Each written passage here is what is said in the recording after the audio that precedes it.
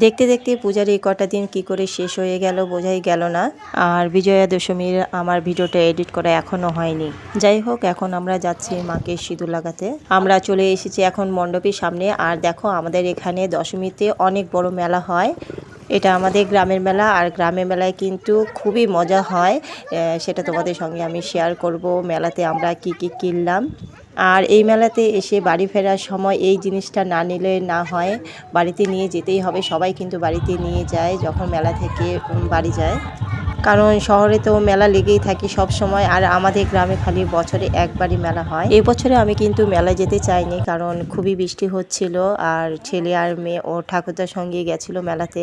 তো আমিও ভাবছিলাম যে আমি তাহলে এখন গিয়ে কি করব। আমার হাজব্যান্ড খুবই জোর করলো যে চলো, কারণ বাড়ির পাশে মেলা, না গেলে কীরকম হয়। তো তিনজনে আবার রেডি হয়ে চলে এসেছি, হাজব্যান্ড, আমি আর আমার ছেলে। আর মেলায় এসে কিন্তু এই যে মনে পড়ে যায় ছোটোবেলার কথা, সেই মাটির জিনিসের কথা। আর মেলাতে আসলে হাতের চুড়ি তো কিনবই, কাঁচের চুড়িগুলো। বৃষ্টির জন্য মেলাটা একটু ফাঁকা ফাঁকা ছিল, সেই জন্য দুদিন করে দিয়েছে মেলাটা, কারণ অনেক লোকজনই আসেনি মেলাতে।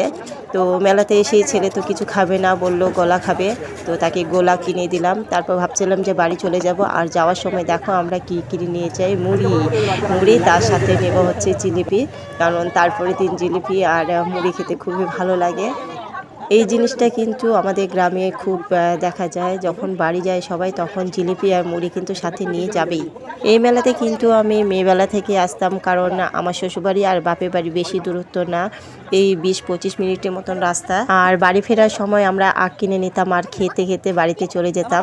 আমার ছেলে আমার কাছে গল্পটা শুনে ও বলছে আমিও আখ নিব আর খেতে খেতে বাড়িতে যাব। তো ছেলেও আখ নিয়ে নিল আর খেতে খেতে কিন্তু বাড়িতে গেছে। এই ছিল আমার আজকের ভিডিও। তোমাদের কেমন লেগেছে অবশ্যই একটু কমেন্টে জানাবে, আর লাইক শেয়ার করে পাশে থাকবে। এখানে রাখছি, বাই বাই।